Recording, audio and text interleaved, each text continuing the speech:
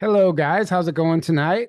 I'm pretty sure we're live. Can you give us a 5 by 5 in the chat? Let us know if you can see us and hear us, and all is well. Thank you for joining us this evening. We're very happy that you're here. And this is our second roundtable for the conference.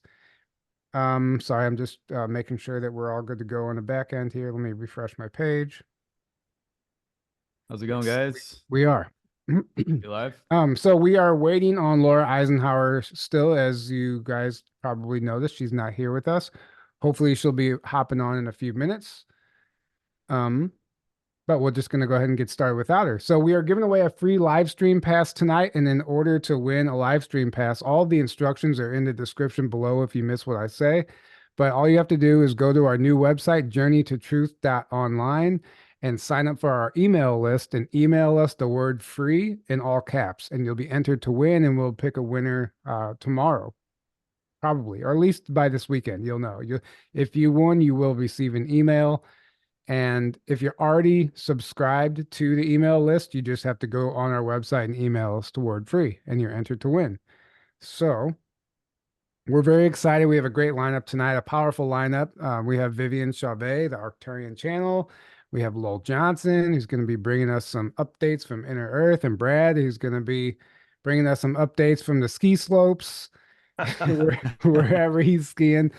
And we were going to talk about Laura Eisenhower's new book because Brad and her worked on it together, and we'll probably bring it up hopefully when she pops on. But here we are. Welcome to the show, guys. Always great to be here. Thanks for having Yeah, us on. thank you for having us. It's Thanks for wonderful. inviting me again.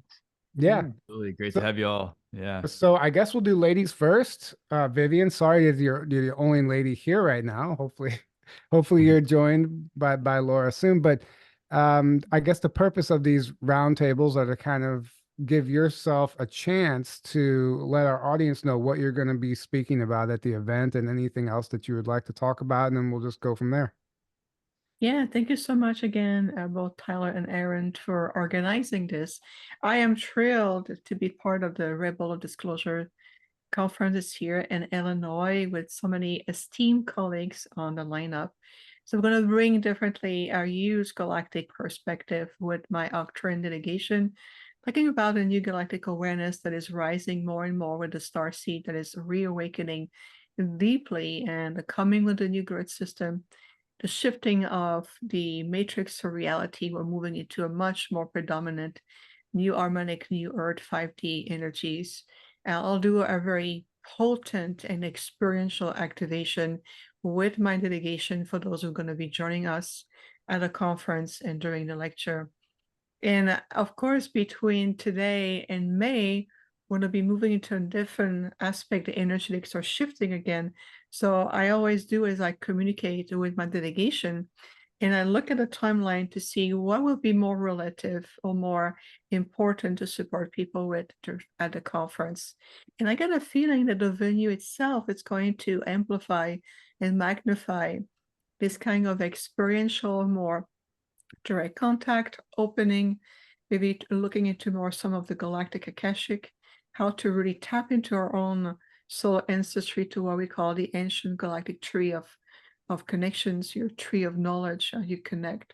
And we're going to create a really beautiful, unique activation. And I'm very inspired to work with the new DNA template that is also coming through.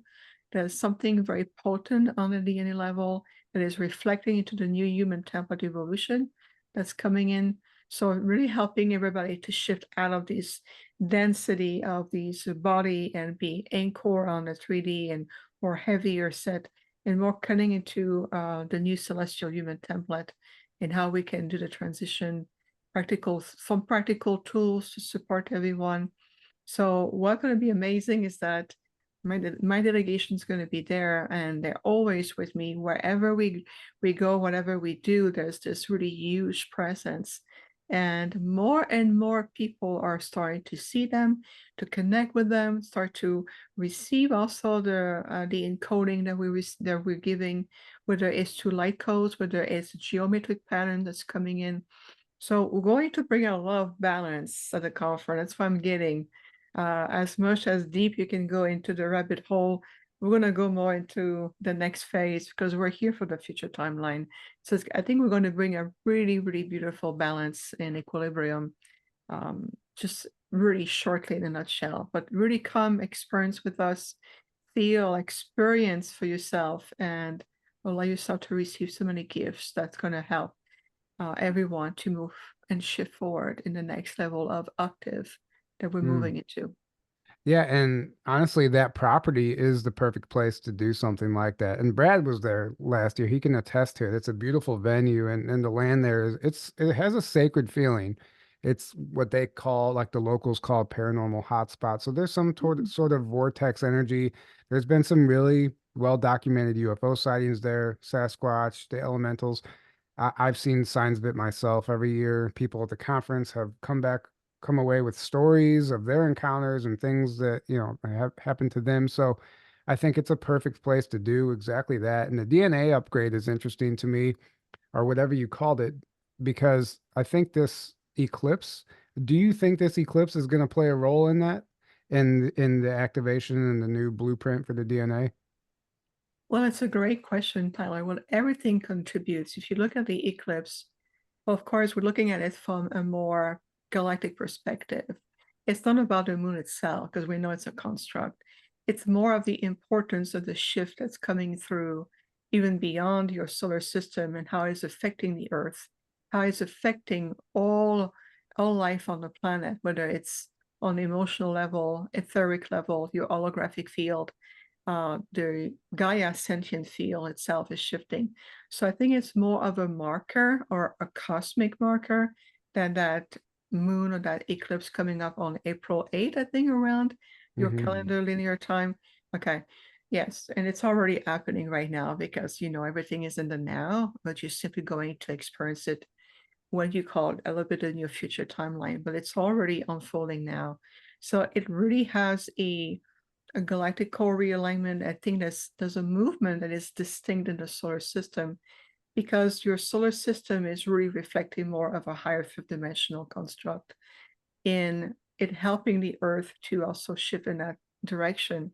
So yes, it will have impact, may not be at the level that you think, but nonetheless, it's about to be receptive to what you are ready to receive and also integrate. So it's really about your receptivity and your field of receptivity that is also going to determine your level of experiences and the ripple effect around this cosmic phenomenon, if that makes sense.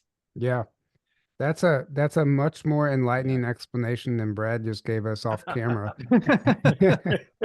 So Brad, I mean, Sorry, Brad. let's face it, Throw me under the bus. there's all kinds of theories being thrown around right now on what to expect during the eclipse, and the mainstream media is putting out a lot of fear propaganda. But the latest thing is this devil's comet that's supposed to come by.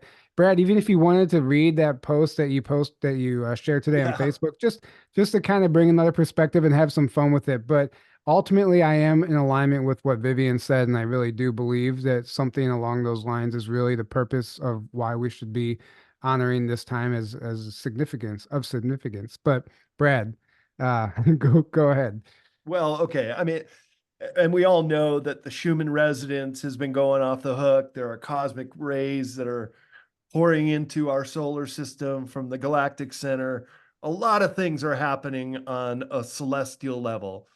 So then you have on April 8th, one of the biggest full solar eclipse happening because it spans so much land in North America, starting down in Mazatlan, Mexico, up all the way through eastern Texas, where I'll be speaking at a conference the day before on April 7th in Bastrop, Texas, for the Team Light festival they're doing down there. And of course, we'll see the eclipse the next day, moving all the way up through and all the way. There are towns named Nineveh, including in Illinois and Missouri, goes through southern Indiana, through Ohio, and then right up along Lake Erie and Lake Ontario till it gets to northern New York, northern New Hampshire and Vermont, goes through right through Maine, and then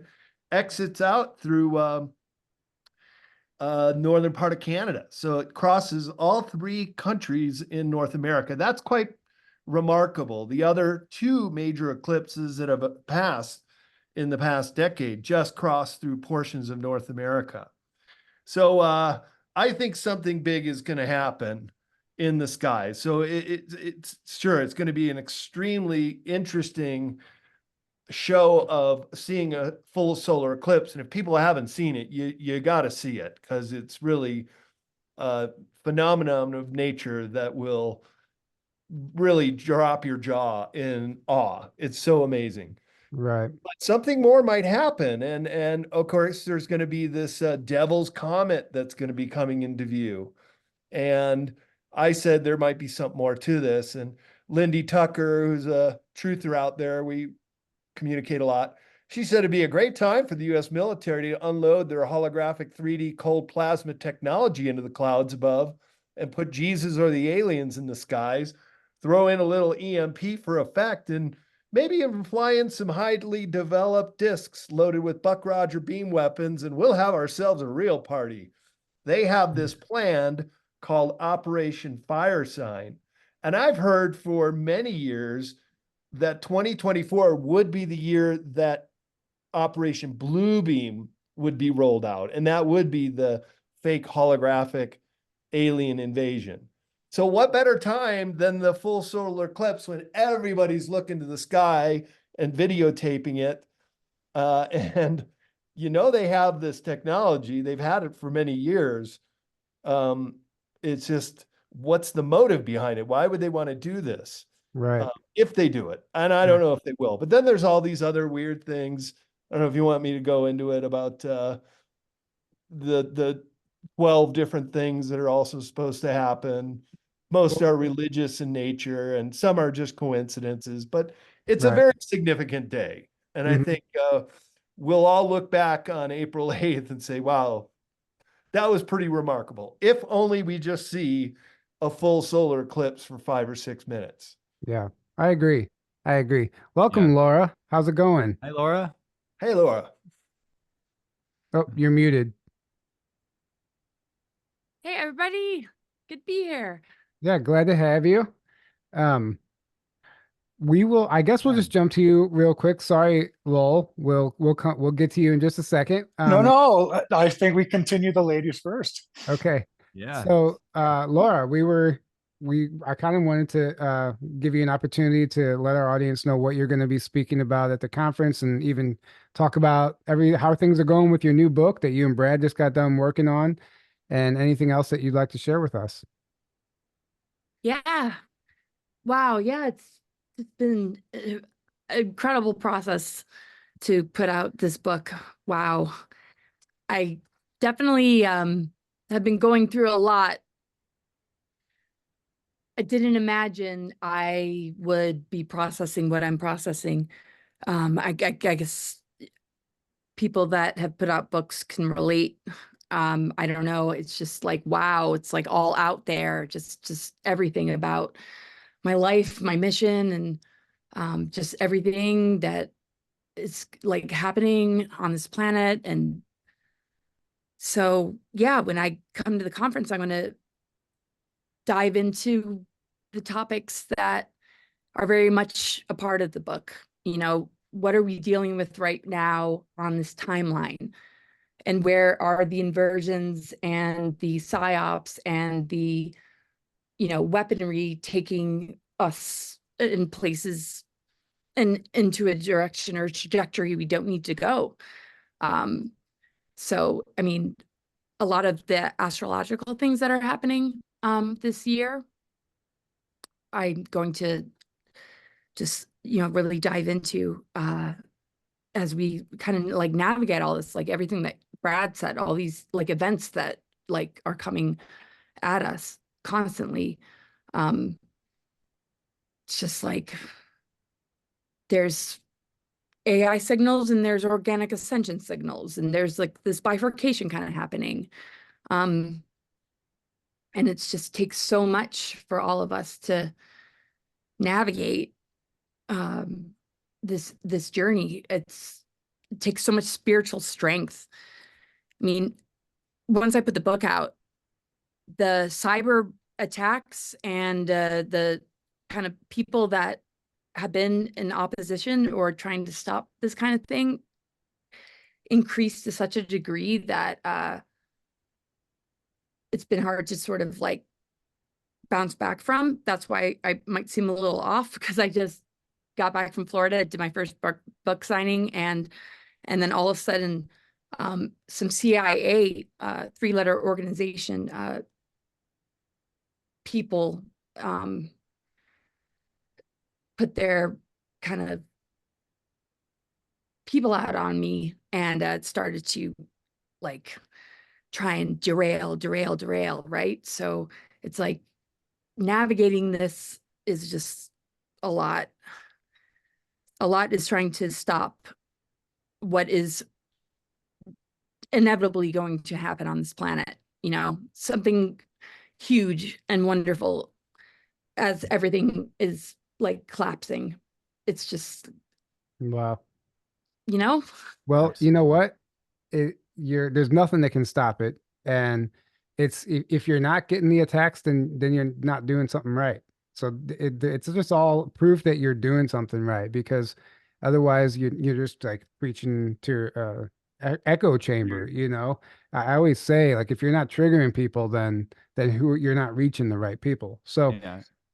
You're you're over gonna the say, target if you're being heavily attacked. Yeah. And you're on your mission if you're being heavily attacked by the people that, like you said, don't want this information out, and they don't want humanity to awaken, because their control system relies on us staying suppressed. So they're going to do everything they can until they're fully out of the picture completely, you know, that they're going to do everything they can to stop that. But so this is like the bumpiness on the way to the beautiful golden age that we all hear about, in my opinion, that is very quickly coming. But we're still in the chaotic period of the old world, the death throes of the old system, the old world, you know, and the beautiful new being created. So it's totally yeah. exactly that. Yep. yeah. Just feeling it like big time. And that's really, you know, kind of what the book expresses, just the alternative 3 scenario versus alternative 4, which Brad and I, you know, talk about it in our books: ascension, disclosure, awakening, versus, you know, this alternative 3 going off to Mars colony or like underground bases and having this, you know, new world order. It's like, you know, just this timeline, the intensity of like, you know, like what's happening on the timeline is just like so much. And it's just amazing because the war and the weaponry is so much on the mind, and it's so much on the consciousness of people, and recognizing that, to help people to kind of crack through it, to see, you know, how they're being played and manipulated. Yeah, it's just like so much.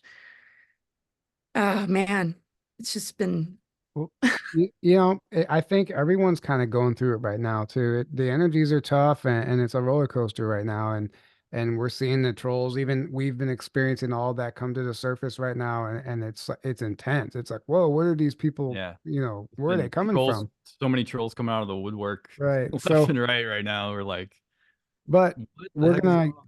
we're gonna all unite at this conference, and it's gonna be amazing. And everybody, we can all even send you some love right now, and kind of, you know, Yeah, some absolutely. positive energy and boost the vibes a little bit.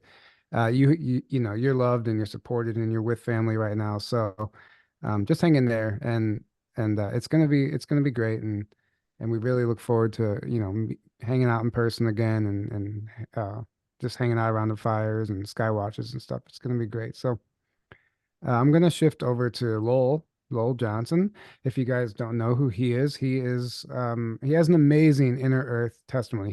He visited Mount Shasta, which led him to a trip to visit Telos, and he's told about that story many times. But from my understanding, he's still in communication, and hopefully we get to hear some updates at the conference of some, current events and some things that are happening from the inner Earth realms. But welcome to the show, Lowell. How you been?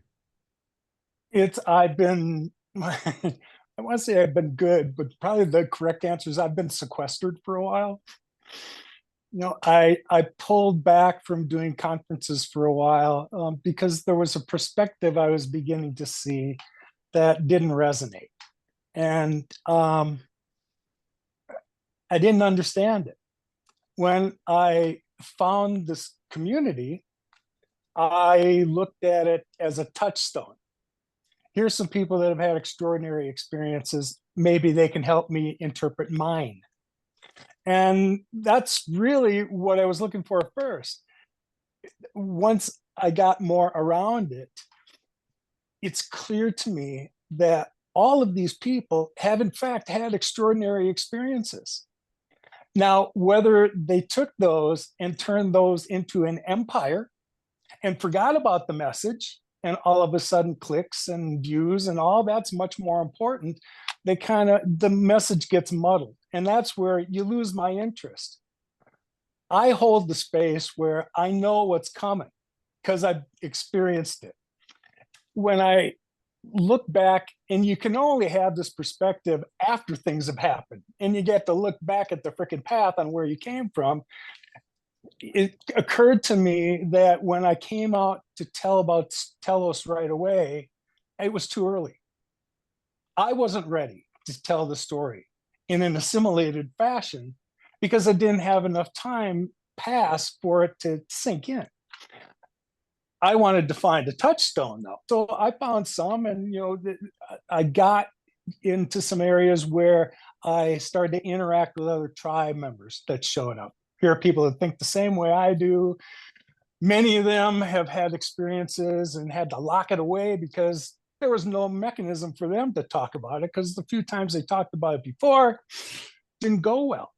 It's just as easy to shut down. And actually, after my Telos experience came along, there was someone who helped get the message out there. And when my second extraordinary experience happened about a year later, and it's interesting Brad's here because Brad was actually the second person who ever heard about this and saw the images about it. That was a whole new level of something to fucking figure out. Excuse my language. I meant to say frick. You can say. I shared that with this individual who had certainly resonated with my inner Earth story. And when I shared the aspect, this new perspective, they weren't going to have it. And I went, well, wait a minute. Here's what's troubling to me about it. And was kind of telling about the people that claim they're in the community. Look, if you claim to be connected to higher realms and that perspective of thinking, then you already know we're connected to all to one another. And there's no me and you. When we look beyond that, we know there's a connection between the two of us. So I have trouble understanding that there's the inside the circle camp and then the outside the circle camp of these people. And I was shocked by it. So I withdrew for a while, trying to figure out, well, who do I have these conversations with? And sooner or later, the tribe shows up.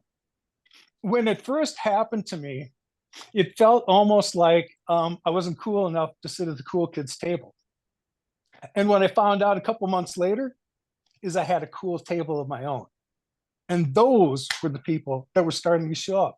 Experiencers that weren't talking heads, people that have had extraordinary experiences that want to talk about it. And I just happen to have some trigger words for them when I discuss inner Earth Lemurians and Telos. Let's just start there. Something happened about a month ago.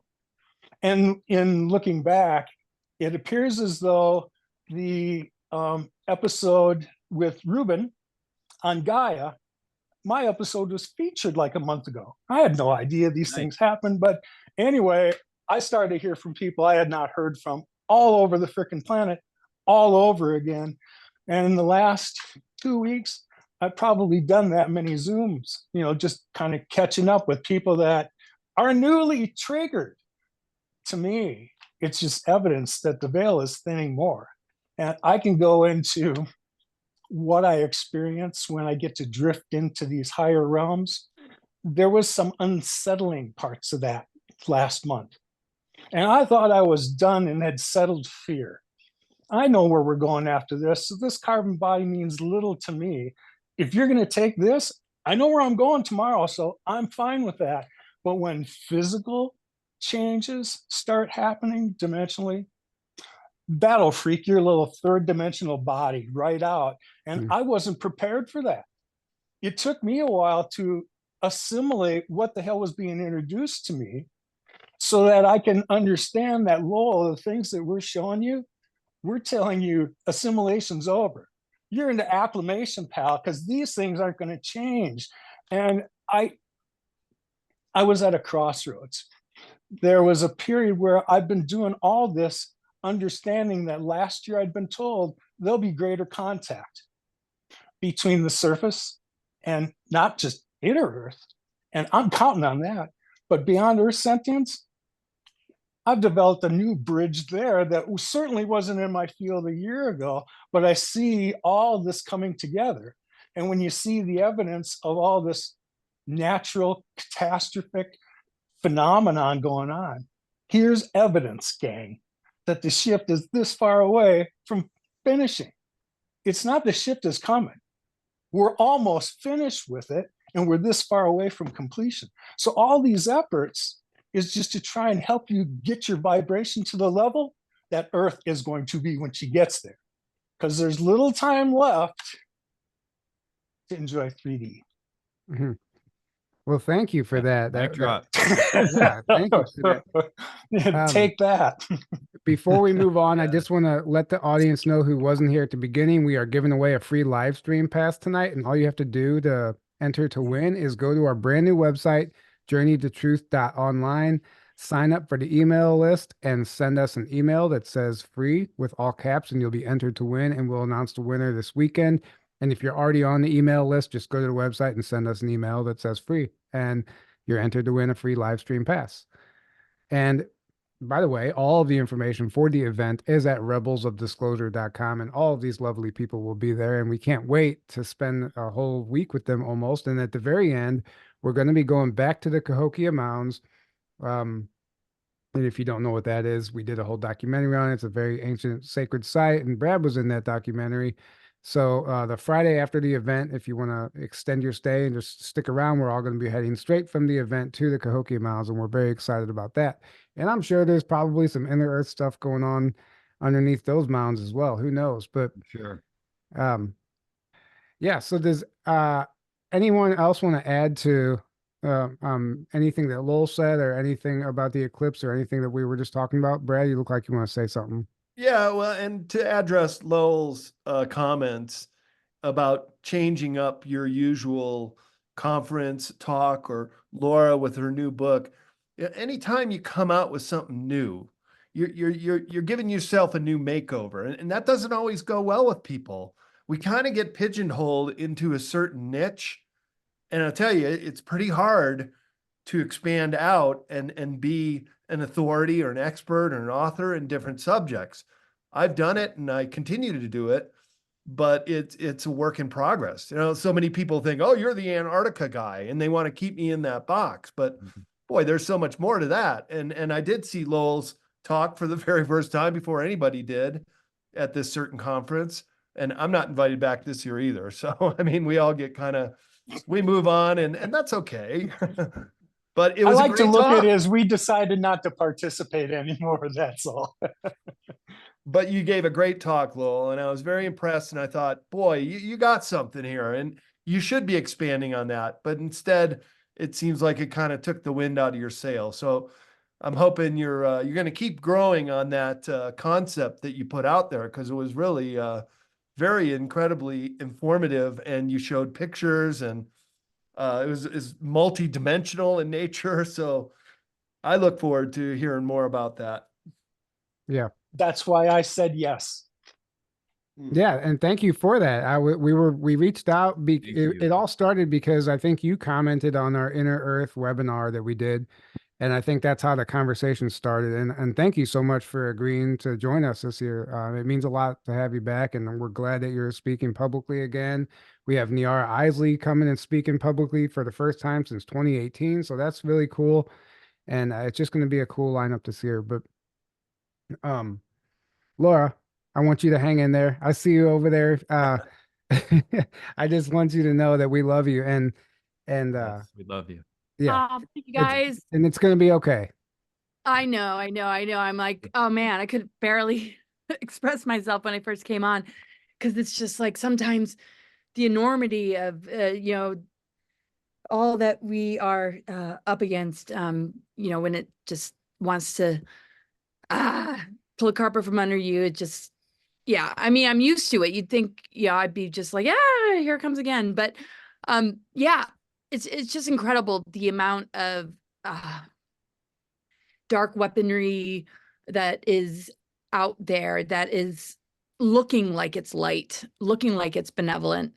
That's another thing too. Right. The There's false yeah, light right now is here it- and it's yeah. prominent. And if you know and where to look, you're like, damn, it's everywhere. Yeah. yeah, and just the divide and conquer. It's just, I feel truth just should be questioned, and I don't know. My whole mission has been about busting down potential false narratives, not in a way that should make anybody feel wrong about what their research was, because I was surprised at the things that I found out too. We have to be flexible. We can't just stay so stuck to a particular belief or narrative that we don't open our mind up to new information that might be coming through. And I think that flexibility is really important, and asking questions and having discernment and being able to like handle the tough questions. The priority, I think, is, love and mutual respect, and not fall into the divide and conquer. And that is, I think, one of the most important things, is that in our quest for just the truth of our origins and everything that we explore and everything about disclosure topics and ascension, that we don't fall into the pit of the divide and conquer, that we can all agree to disagree and still just appreciate, yeah, we're not all going to see it the same way, and that's okay. I think the ascension energy is that, staying together and staying strong and united in our hearts is the most important thing of Right. all. Yes. Yeah. So and that's where I feel there's just a lot of traps in some of this that doesn't seem benevolent, even though it's presenting itself as such, because they're master of disguises, right? After the Second World War and all the different sort of propaganda and indoctrination that got people convinced that what they were supporting was a good idea at the cost of so many lives and so many things. It's like this is the next level generation of it. Yeah, it's like, let's just call it out and not be afraid to admit that, yeah, we were misled here and there, and laugh it off, and just drop some of the ego, and just open our minds to something of a much more bigger picture. And ultimately, the best thing is that we get to fall back on ourselves. Whatever betrays us from the outer world and the facades, the truth of what we're really waking up to is encoded in our DNA, because, it's like we are switching on so much that has been compromised and, like dormant, and all these frequency fences and seals and the nets and the things that have encased us in this limited human experience is like being shattered. And the death throes that these parasitic forces are feeling are just like doing everything they can to really, try and defeat us. And it's just got to keep the humor. Right. Gotta keep laughing. Well, I agree. You know, we can't forget to not take everything so serious all the time, even in these times, and find joy wherever we can. But Vivian, I saw you nodding along to a lot of what she was saying. Did you have anything to add to that? Thank you so much, Tyler. It's just, I love the very powerful premise, Laura, that you brought in. And I look at all of us right now, just the six of us, six coexisting very distinct realities, and how we're able to come together a more unified field. And it is true, so very true right now for many light workers, practitioners, the teachers out there, the authors, the pioneers, that we need to avoid the trap of it's all about me. How can I market me over you? How can I be more popularized? So that's part of the trap that has been cleverly intertwined right now. And it's about understanding that you are a conduit for something higher, whether it's Laura has been done for years, what Brad has been brought for years, what Lowell has the courage to come and says, look, this is my experience. I know who I am. I know what I've been experiencing. And that's how we're reaching a greater radius, a greater range of conscious awakening. And that's how we truly inspire an entire planet that has fallen so deep into a descending, polarized, dualistic, and manipulated false paradigm to really start to awaken and go, wow, where was I? What was I thinking? I woke up from this very deep, intense dream, and it was so convincing. And to realize that in reality, your projection are just holographic realities are being projected. So in my case, I bring a very direct, ancient, and potent intergalactic presence because of who I am and what I represent along with me. And there's a purpose for me to be here. So what I hear, a very inspirational affirmation and declaration of sovereignty from those who are, been in forging the pathway, are earning, respect, and also, the work that you've been done, the work that has been implemented with courage, determination over and over. This is why we come to supporting you even more. And I know that my true role, it's really much for that aspect of your future timeline that is really coming in, because you are in that gateway right now. But at the same time, I've been playing a role of really support on many levels, because we can see there's such a desire, there's such a synergy. So being more unified, I can disagree, you can disagree with me, but understanding that when we disagree with each other, we're still a unification. There's still an energy, a synergy that we wish to co-create. And it's time to really step for all of us in that sovereignty, as opposed to fall into the traps, like Laura so eloquently said, and I agree with that. So it's about unwinding ourselves from these mental traps that keeps you into a loop or a paradigm loop, or what we call one of the lower timeline loops, into those mental constructs that feed a full aspect of yourself. And discernment right now, it's capital, because look at all the technology out there. And I'll tell you, I'm very diplomatic. I'm very, how could I say that? Classy. When I do interview, I never point anybody to the fingers. I never call names, but I will tell experience that I have. And I have been pushed or be in the presence of the so-called technology, whether it's electrons or plasma light or a throbbing box that talks to you that's supposed to elevate your consciousness. And if you come to me and tell me your technology is Arcturian when it's not, I'm gonna let you know whether it's not is real or it's not real. So right now it's easy to get caught up into all these very appealing form of technology. Is going to heal me. I'm going to be better. I'm going to be able to be telepathic. I'm going to be able to self-heal myself. I'm going to be able to communicate with so many intergalactic beings and so forth. But in reality, you need to ask yourself more of a basic question. What is this technology about? What is this training about? What is this information about? Is it really serving my sovereignty, my empowerment, is it really serving my highest and greatest good?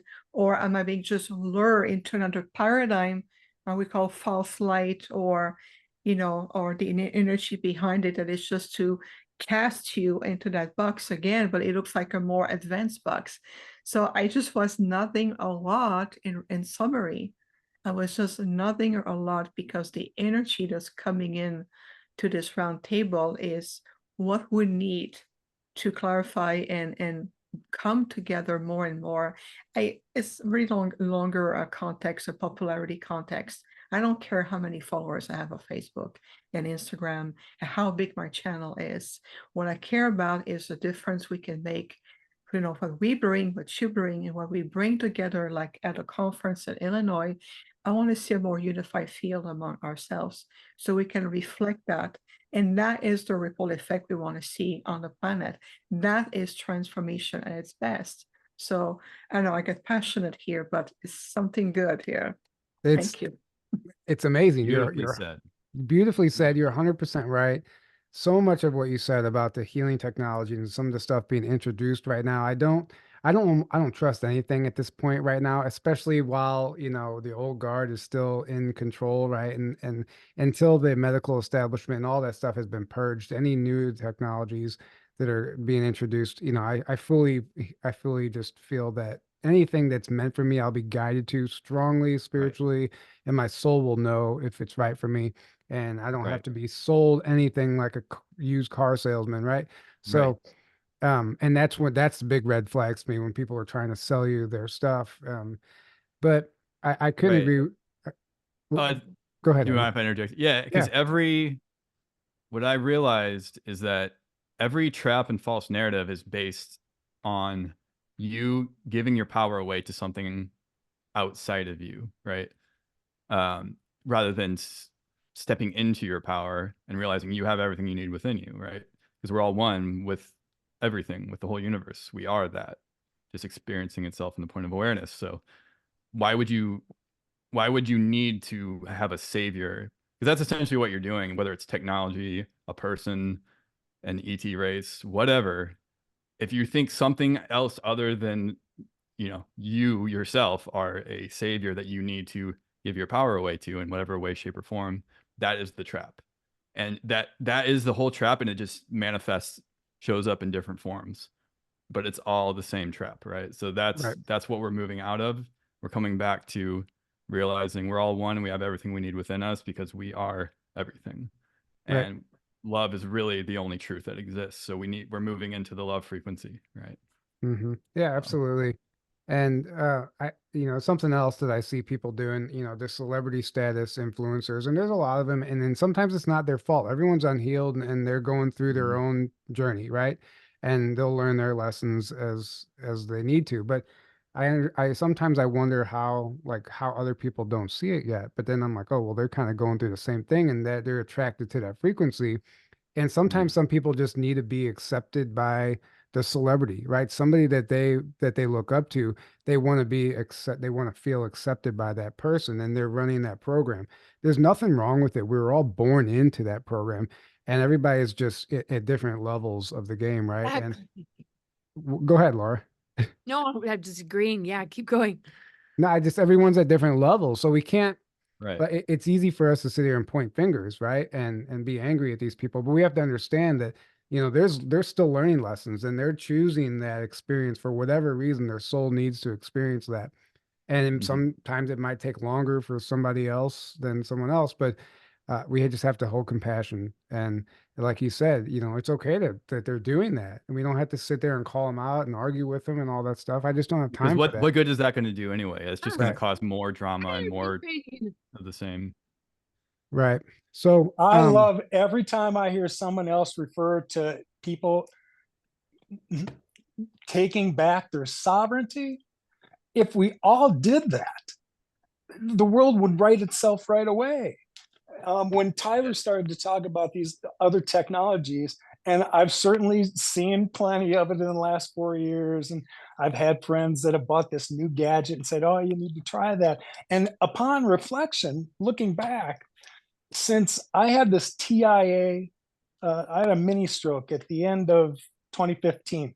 Since then, I haven't seen a doctor. I haven't required any medical attention. I did not suffer from the outbreak.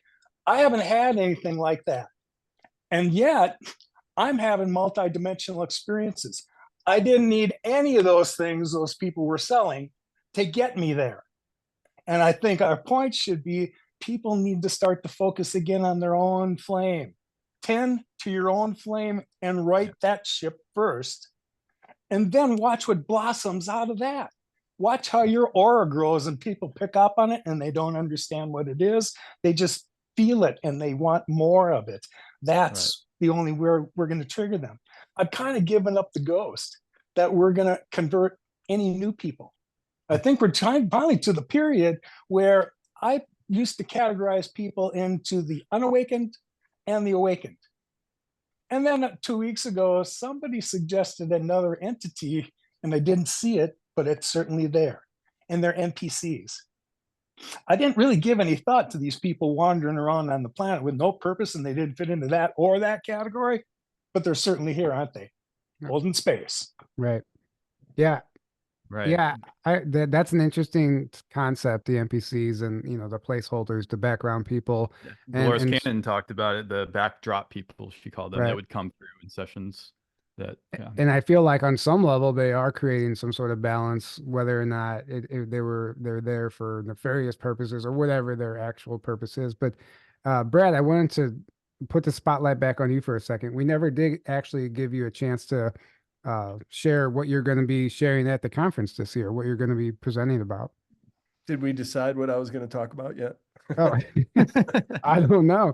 Well, I have yeah, so many I thoughts. I heard now. it to be skiing, but I don't think that's accurate. Do it, Yeah, Brad's gonna you're gonna give talk us a- about skiing. a tutorial on downhill skiing. Yeah. That's not very interesting. Um, Yeah, I could do a number of talks. What would you guys like me to do? I could do the giants in prehistory and the connection with the megaliths. We could do well, I've done Antarctica before. when I originally reached out to you, I was, you know, I had the idea. I've heard you talk about the, you know, the space programs and the shadow government and some of that history. And I think it would be interesting to, you know, just put together all your research surrounding that and just to help, because there's always new people coming into this stuff. And there's going to be people, this is their first conference. And we talk about this stuff like it's old news, but there's people that don't know what we're talking about sometimes. And I think that if we can give some sort of understanding of the bigger picture of what is going on with the shadow government and the groups behind the scenes and these parallel space programs and things of that nature, maybe that would be a cool presentation. Yeah, I haven't worked on that yet. If I have time to put that together, it would be a cool presentation. And we're going to have some super soldiers there. Of course, Tony Rodriguez, he and I become good friends, and his incredible story, both on Earth and off planet, is just absolutely remarkable. But yeah, the technology part. No, I've been getting into a lot of research lately. I'm working on a new book on Antarctica, but also the German colony there. I've actually had a really great opportunity. Let's see if it comes to fruition. A venture capital company got in touch with me a couple months ago and said, "Hey, we love your interviews and your talks and your other books on the esoteric subjects. How about you go back down to Antarctica with a film crew?" Said, "Yeah, sure, but you want to raise the money?" Said, "Yeah, that's what we do." So they are actually putting out a 17-page deck on doing a full-length documentary film, because I know all the locations to go down there. And I would go down there if I was flying over the Drake Passage instead of sailing as I did last time 5 years ago. And I think that would make a great documentary. That's something I'd go pay $15 to go see in a movie theater, because there is so much that could be exposed down there. And we want to go to the New Schwabenland area. And like I said, I know the area where Base 211 was supposed to be, and that is in a place called the Schumacher Hills, which in Antarctica terminology is what they call an oasis. It's an area that never freezes because it has so many geothermal features the ground stays warm and the snow never sticks. And so the Germans discovered this, and they landed a seaplane in their 1938 expedition in the Schumacher Ponds.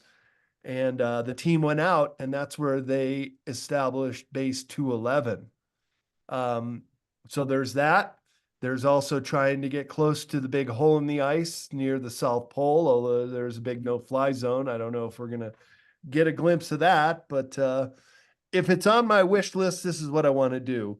And I was just speaking at the Conscious Life Expo in LA a couple weeks ago, and I had no, this was at the Sedona Ascension Retreat. I had dinner with Linda Moulton Howe one night, and she can bring in her whistleblower Brian S., who I think is the best testimony on Antarctica yet. And she, of course, wants to get involved with this documentary. And we're trying to pinpoint the location of the big black UFO Hexagon? under the ice, because I've got now there's supposed to be 3 motherships in Antarctica that have been known since the 1970s, and our intelligence agencies have nicknamed them the Nina, Pinta, and Santa Maria. So I know one of them is in the New Schwabenland area, and that would be another location to go to. And it's a seasonal base that's still run by the Germans. That's the other thing that people don't understand. Germany lost World War II. Supposedly, you'd think they would have pulled out of their bases there. They never left that area of Antarctica, and they're still there to this day. Mm. And then there's also the pyramid poking through the ice. I'd like to go there, maybe even climb it. But certainly take samples and see if it's manufactured or just attractive mountain sticking through the ice. Put the kibosh on that one way or the other. Right. Well, fine. We'll be a part of the documentary too. Yeah, okay. As long as I can count on you guys. Right. All right. Go ahead, Vivian. Do it. Yeah, I just want to observe what Brad said. It's pretty much what we are observing in the movement of your timelines here right now and the potential of it. So more opportunity has been given to rediscovering part of your already written history, whether it's to Antarctica, to demystify what this is about, what craft, what is it coming through, or what is it coming from, the purpose that this craft have been on Earth for a long time, and the connection to Germany, to much deeper state of history. So I'm smiling from the inside. I can feel my Arcturian father also sending me signals, because it really is illustrating very well what Brad just said about the changes, the profound changes on this earth in terms of everything is coming to the surface. Nothing can be held now. And even though there's a lot of pressure still, the dark light polarized field is still bringing all their guns as much as they can.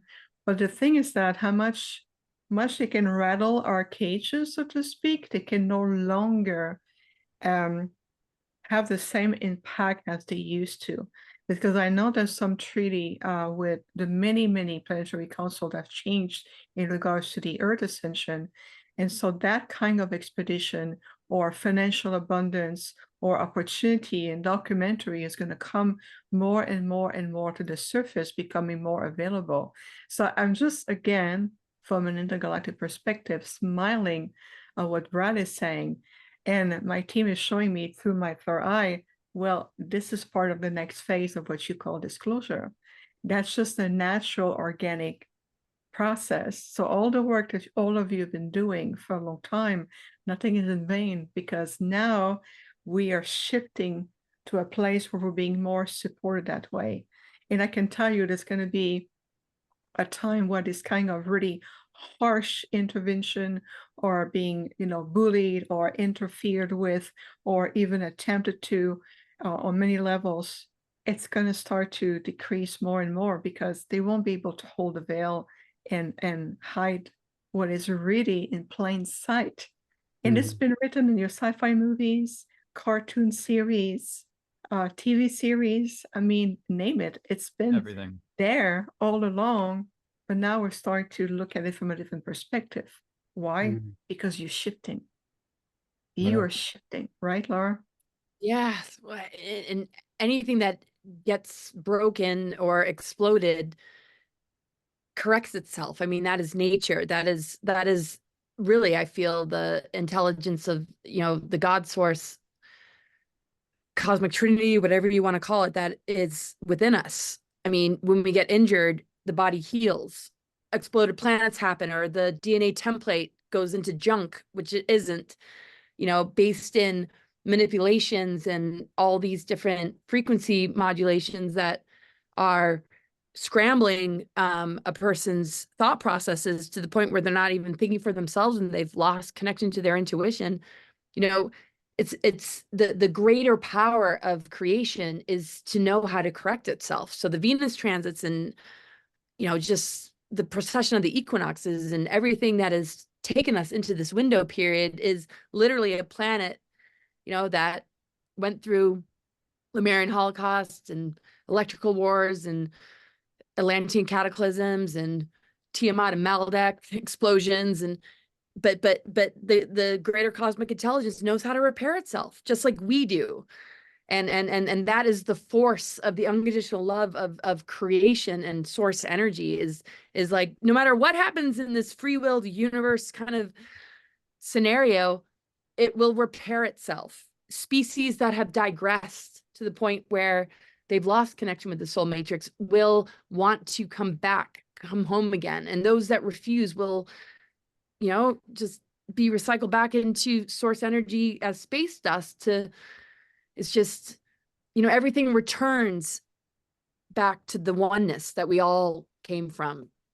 Mhm. And that is the power that mind control is trying to trick us out of, and keep us sick, keep us degenerating, digressing, when really, if we let go of all that and all those programs, the natural flow of energy always knows how to repair itself, no matter how broken anything gets, no matter how much it might have been compromised. The power of creation knows how to restore, heal, and bring it back to wholeness, equilibrium, and balance. And if Right. we can allow that magic to flow through us, there's not anything we can't overcome. Absolutely. It's just Yeah, like it's it's beautifully just like a said. wave crashing around you. As soon as it passes you, it reforms naturally. It knows what to Right. do. So yeah, I think that's beautiful. And I kind of want to, I have a weird question for Lowell and Vivian as far as is there an Arcturian inner Earth presence? Is there any sort of connection there? I'll Lowell yield to or Vivian Vivian? Yeah. first. Lol, you want to go first? No one wants to go first. Sure, let me go first. Nobody knows. If you don't know, you You can say know, you don't know. Yeah.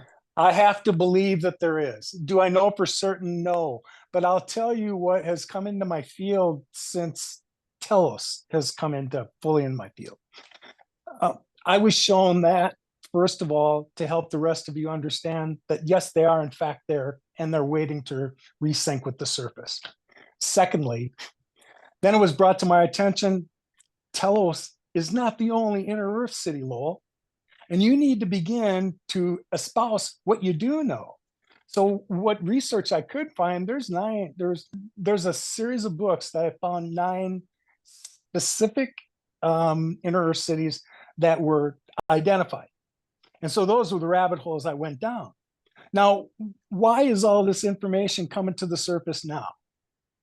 Because we're so close to the shift, gang, that the last time these catastrophic things happened on the surface, where did a lot of the surface people go?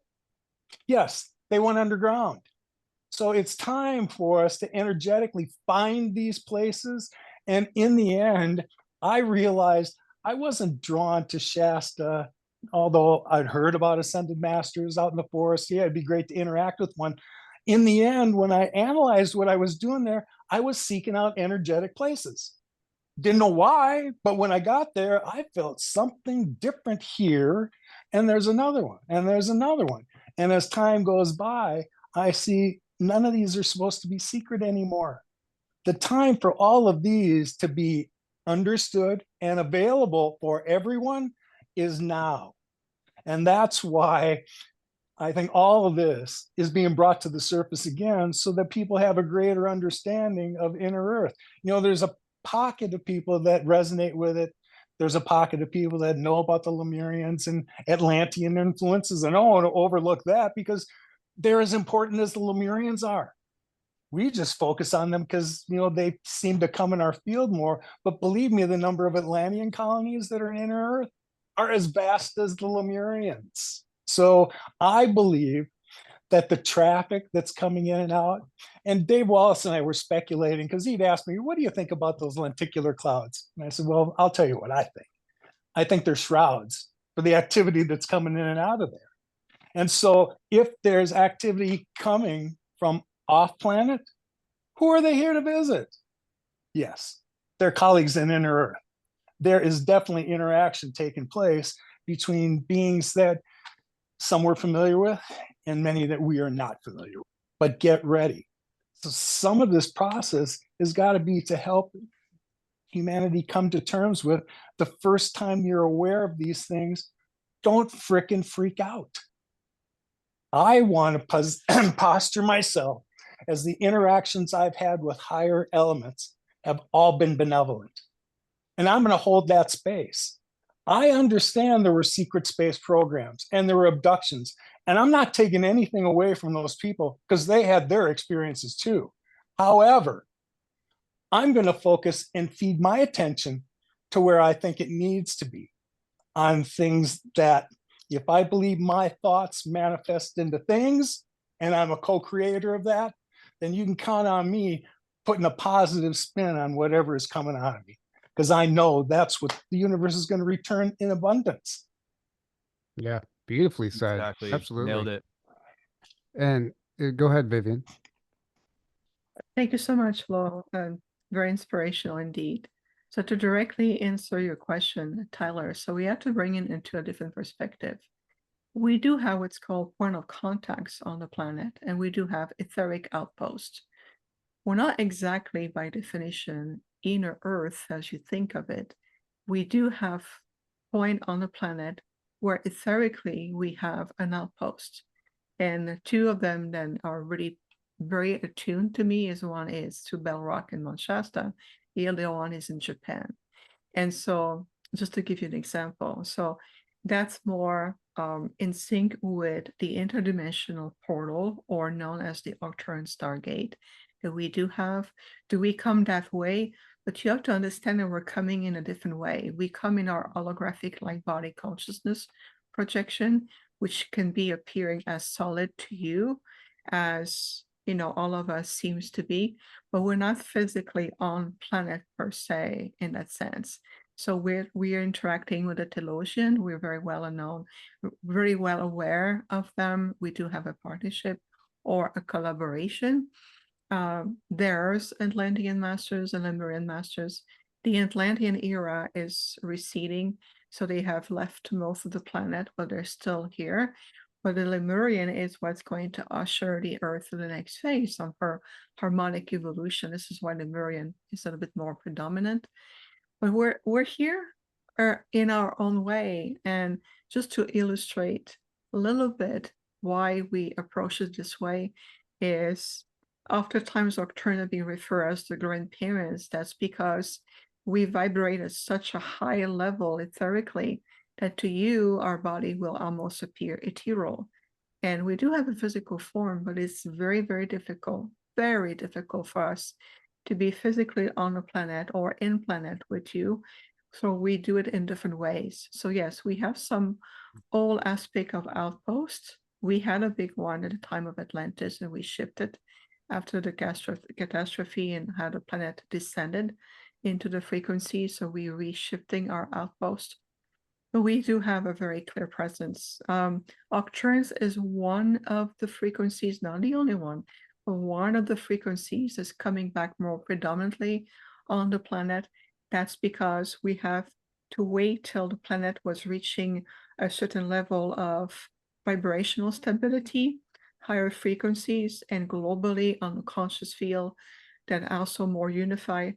Then our frequency will come back even more, and we're going to play a different role to supporting you into your next stages of evolution. So I hope that answers the question. It answers my question and makes me excited. It's all very exciting Yeah. news. And I definitely agree, the interdimensional part of it and the etheric part of it. And there's so many there's so many other realms, I guess you could say, dimensions and things just outside of our visible spectrum that actually aren't any distance away from us. It's just a matter of frequency. And I think that's what we have to understand too. And if you can look at it as like changing a channel and you can just find that frequency, which I think can be done through dropping into your heart, I think that becomes the highway on how to traverse these dimensions and visit and have contact and experience these other beings. And I think more and more people are going to be experiencing that as we shift and raise our frequency. So it's all very exciting. It's all very beautiful. And to go back to what Brad was saying about his documentary, that sounds amazing, and to hear Vivian getting, excited about it, I think that it's going to be a once in a lifetime opportunity because we only hear about these things through the conspiracy theory networks, but to have a boots on the ground expedition and produce a physical, tangible documentary is something that hasn't been done yet. So if you have that opportunity and the money is being raised, I think it's all green lights, and I think everybody would love to see that. Well, I just opened an email a second ago from it's VC Cross Venture Capital Company. They just set up a limited liability corporation. And that's what you do in Hollywood is when you're raising money for a film, you start with an LLC. So this guy's taken all the steps we need. And we've already got one VC company that said they will match any other VC company. So we're almost halfway there. But then the season for going down there is really 9 months from now, which is end of November until early March. I was down there 5 months ago. The other thing I really find so fascinating about Antarctica are all the old maps that show Antarctica on there, including the Piri Reis map, which was drawn by a Ottoman cartographer named Piri Reis in 1513, which depicts the coastlines very accurately of Europe, Africa, and South America. But it also shows the Antarctica coastline free of ice. And when I was down there, we went to the Palmer base. When we were in the mess hall, the head of the Palmer base said, "Take a picture of that painting and I'll show you why in a little bit." When we went outside, you could see there was this little island with some ice on top. And he said that picture portrays it before the ice. And on Pi Day, which is March 14th, about 14 years ago, he said the ice bridge and the connection to the larger Anvers Island broke off and disappeared. So my point is, there is still land being discovered down there. It is truly the last landmass on Earth that we really don't know all that much about. And so when you have these maps, some of them, like the Piri Reis map, 1513, you're talking over 500 years ago, this was drawn, showing Antarctica and free of ice with islands under some of the big ice shelves there. So I think I should give that talk, Tyler, Whatever about you the maps of prehistory, because it's really fascinating. And then it also ties in the builder race, all the megalithic sites around the world, making a case that there was an antediluvian civilization on this planet. Yeah, I mean, whatever you'd like to talk about, but it's not the last landmass to be explored because there's all those islands and continents past the ice wall that you forgot about. The ice wall. Uh, Well, yeah. Well, I I'm saw the ice joking. wall, but it I'm was joking. we went to get our blue ice for our drinks at the ice wall, which is an ice shelf. It's just but did I tell you that story? How the first place we went to on the it was the Arktowski base, the Polish base. They came out with a big bucket of blue ice. We're like, oh, that's cool. And they put it in our drinks and we had some mixed drinks. As soon as they put liquid in it, it started popping like popcorn. It's very old ice. It's ancient ice and it has little air pockets in it. So after we learned that, we take the dinghy over to the side of the wall with an ice pick and fill up our ice bucket with blue ice. Wow, that's cool. awesome. Yeah. So I don't want to keep everyone too much longer. Is there anything that anyone would like to add before we start wrapping this up? Vivian raising her hand again. Go ahead. Well, like, hey, I just want to mention also a fun project that I'm a part of. There's a documentary coming up. It's going to be presented, the premiere. It's going to be presented at Contact in the Desert on Saturday, June 1st. It's a documentary called the Extraterrestrial Species Almanac documentary. It is based on Greg Capamposo book of the same title. And his company, the film production company, also based in Germany, ironically. And then we work with, and I give series of interviews as I represent the Arcturians. I feel that the coming of this documentary right around the June energies after your conference in Illinois, I feel like it's very much in sync with, a different form of higher intelligent disclosure about understanding your interaction in this vast, I would say, interstellar communities that you've been evolving alongside with as a part of. And I'm really thrilled to be part of the documentary, and also I'm going to be part of the Q&A with the filmmaker and cast and crew after the premiere on Saturday, June 1st. And I just want to, that's the book that is based on. It's the same name of the documentary. And I Great just want to book. mention that. I have that book. It's Yeah. fantastic. Of course you So do do. I. Yes. Todd and I both have it, actually. Yeah.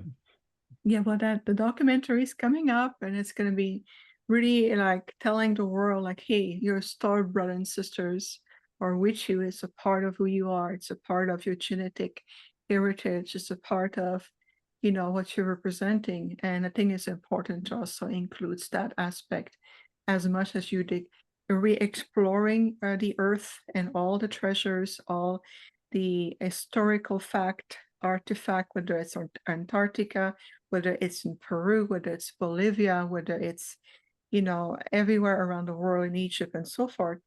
But to also have the fact that human beings are being invited to take their rightful place as intergalactic royalties, actually, and how we perceive you, and how the partnership and the collaboration with love. It's really an endeavor of love, just like Laura said as well. So I just want to mention that Yeah, fun project coming up. lots of things to look forward That's to. amazing. Thank you. Thank you.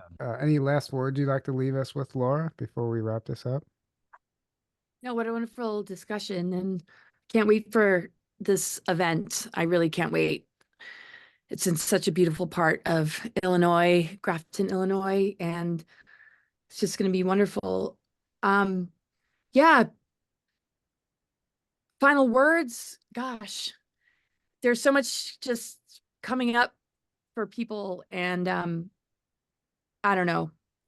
It's incredible. Like, no matter how messy and chaotic and uncertain it all seems, a lot of it wants to really infect our creative energies to participate in it. We have to remember we're energetic beings. We're really powerful beings. We can determine with our sovereignty what future we want to manifest for ourselves. That vital energy does not need to hook into something that supplies it the belief in life force that could actually manifest it. And that's the thing that we have to remember is, that not consenting and not allowing ourselves to be hooked in, to be the neutral observer, and to, really honor what your creative imagination and what your dreams and visions and what your true inner calling is guiding you to bring forth in the world. And that's what our intuition is made of. That's what our emotional body informs us of. That's why our physical body alerts us with pain and disease, so that we can unlock these treasures, not get further away from ourselves and give it over to somebody else to determine it for us. It's like we're an incredible vessel that is our greatest teacher, and the things that go wrong in it are guiding us back to how to find ourselves again. So, no matter how crazy it all is, if we can stay aligned, you know, it's guiding us home. It's guiding us to truth. It's helping us to move forward. And enough with all that other stuff. Right. So yeah, thank you. Right. Yeah, and then you're gonna have physical copies of the book for sale at the We'll have conference? copies. Yeah, I'll sign books for everyone. Yep. And thank you, Brad, for just encouraging me and just making sure that, you know, this happened. It's been a lot. I expect the enormity of all that came with what it feels like when you put out a book, and it was so much more of a memoir than I expected. But yeah, it's like, you know, this is a time of you know, Ophiuchus, like the mother energy, and Chiron, right? You know, we're facing the deep wounds of this humanity that we're all born into, and our life stories are a part of the repair work and the healing process, you know, to take it to the next level. And so each of us is holds such an important piece, and you know, unifying and bringing it all together is really where it's at. So and I feel that when I'm in your guys' presence, and so I can't wait to be with everybody at Yeah, this. likewise. And what is the name of your book and where can people find it, just for the people who don't know? Well, it's Awakening the Truth Frequency, which is really about awakening, you know, what is your truth, and just being real with yourself so that you can go through all these different growth periods and initiations and life events and come out of it like more of all that you are, instead of getting sucked into something that is inverting you and taking you further away. It's kind of the gist of it. And I'm going to be updating my website as far as, like, you know, getting copies that I can sign and send to you. But right now it's on Amazon, and it's you can just look it up with Truth, Awakening the Truth Frequency. And it's also on Brad's website, which is cccpublishing.com. But I'm running out of copies, so I just keep steering them over to you, Laura, because people want a signed copy anyways. Or come to Journey to Truth conference and get Yeah. one signed by Laura face to face. That's the best. And you Yes. guys, you put on such a great show. It's like a big family reunion. You guys are all my good buddies from conferences, and to see you and speak, hear your talks, it's really one great event. All the listeners out there, you got to come to Grafton, Illinois in March, or I'm sorry, in May. It's a cool location too. Yeah, it's the confluence of the Illinois and the Mississippi River. So it's a major historical river crossroads. And we're going to go to the Cahokia Mounds afterwards. And I grew up in Illinois, so I've been to Cahokia Mounds a bunch of times and was featured in the documentary we did last year. And we even stopped at the Paisa Caves and we walked in there. That was quite impressive too, with the big reptilian like entity on the river that the Indians used to go by and shoot arrows at. That apparently there was some kind of entity that lived there that Right. would eat the Indians if they got too close. So there's so much cool stuff going on down there. I highly recommend you guys come and pick up Laura's book. It's been a labor of love. She put so much into this. Everything she talks about at the conferences is in there, plus the incredible history of her family and her great grandfather. And I wrote the foreword to the book and some really good information about new information about what now some whistleblowers and revisionist historians are saying, that it wasn't Eisenhower did not sell out to the ETs. He was handed a raw deal from Truman. But we'll save that for the conference. And it's in the book. It's a really great time to travel and come to this show. Thank you, Brad. That was Thank you. beautiful. And Lowell, where can people find you, and any last words from you? The easiest way is just type lowelljohnson.info and you'll find my website. It's easier than the cryptic little web address I have. I'm looking forward to being there. You know, as I was saying that I had been sequestered for a while, and I was happy because there was nothing that got in the way of my connections to other things that were, you know, helping my evolution along. But I do have to say that this property that I'm on here just outside Sedona is kind of evolving into something. And so there was a test drive retreat. There's about a dozen people there. And I offered to, share as a presenter, not thinking that I was certainly not part of the effort here. How wrong could I be? We have to remember that every time we participate in something like this, it's an exchange of energy. And there's something in it for me, just as well as for everyone else that comes. So I'm interested in seeing what's waiting for me at your conference. So thank you for inviting me. I love that you brought that up. It is an energy exchange and it's an activation. And when we're around each other, it's a friend of mine's like, she's not an extrovert. She's an introvert and she doesn't know how she's going to do around a large crowd of people. I said, this isn't like the typical sporting event that you go to. The energy exchange Right. here is activating and it actually turns the introverts into extroverts in a weird way. Everyone feels their selves and they can share their stories without fear of ridicule and make connections that last for a lifetime. Aaron and I met at a conference. There wouldn't be Journey to Truth if we didn't go. And you never know what's waiting for you. You never know. You can't imagine it.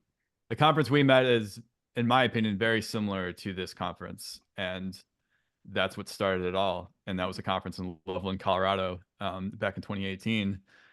But yeah, like Tyler said, it's like soul family. Everyone there is it feels like it's your entire soul family all hanging out and just having a great time and connecting. And it's literally, I mean, it's the best feeling ever. And it's the coolest thing ever that, you're walking around and you can walk up to literally any person and have one of the most amazing conversations or talk about literally everything you want to talk about.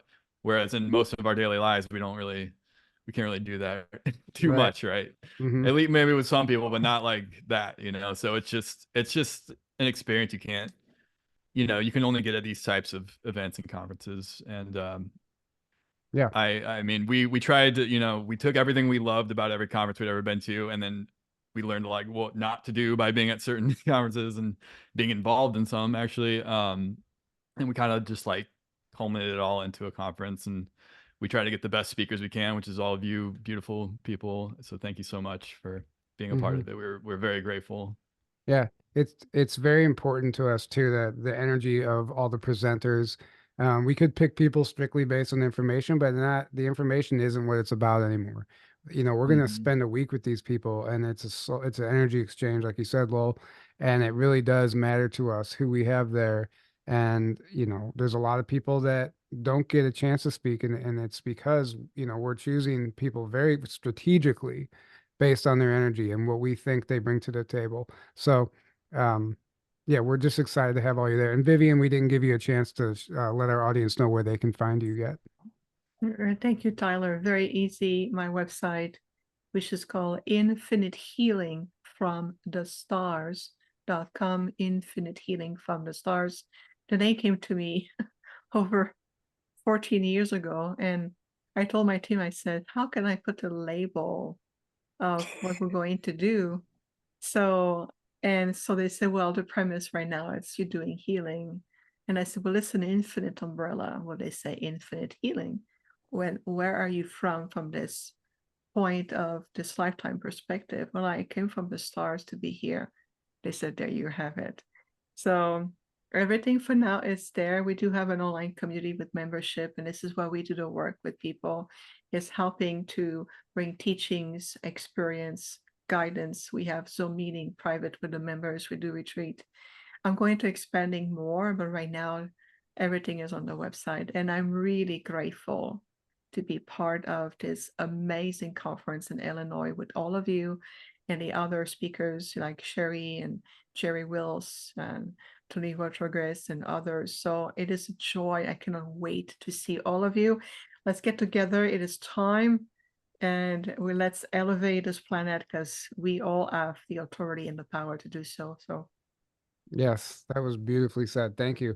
Well, this was a lot of fun, and I appreciate you guys giving your time and being here tonight. And just for the audience who wasn't here earlier when I made the announcement, we are giving away a free live stream pass for the event. All you have to do is go to journeytotruth.online, sign up for our email list, and send us an email with the word free, all caps, and you'll be entered to win. And we will send out an email this weekend announcing the winner. So good luck. And we hope to see you guys all there. If you're interested in coming, there are still tickets available. 4-day passes, 1-day passes. If you can't make it, you can grab a virtual pass, a live stream pass. All of them are great options. Rebelsofdisclosure.com is where you can find all of the information.